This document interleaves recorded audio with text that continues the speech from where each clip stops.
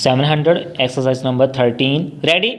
Time plays an important part in every action of every person throughout the day, yet time is something about which we know very little and about which we understand even less. First up, if in our desire to understand a little better the real meaning of time, we read a modern book on the subject.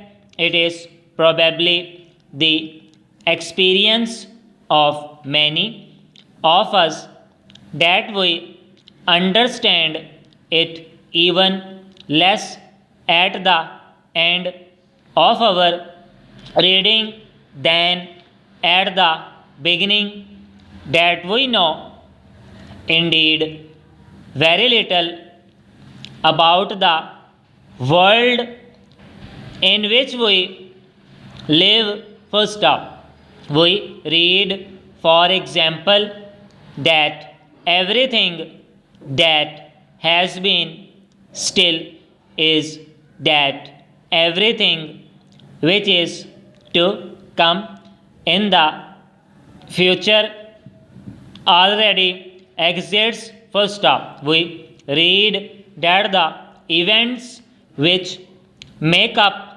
life are like the stations along the railway line. First up, a train is running along that line towards one of these stations. First up, it reaches the station. It perhaps waits there for a very little while and then it passes on, leaving the station behind it. First up, but the station existed before the train reached it and it continues to exist after the train has left it. First up, in the same way, it is said the things which happen in life are there all the time, waiting for us to reach them.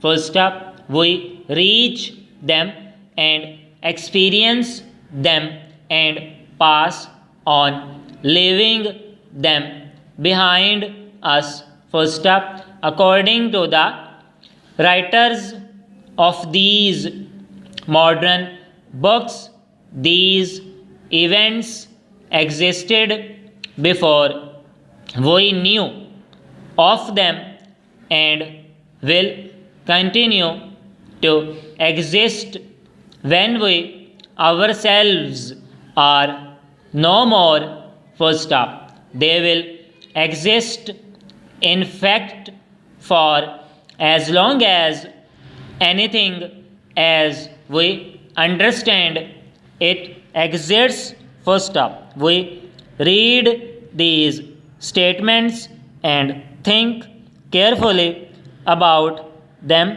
and at first it seems that the statements cannot be true, that we cannot seriously be expected to believe them.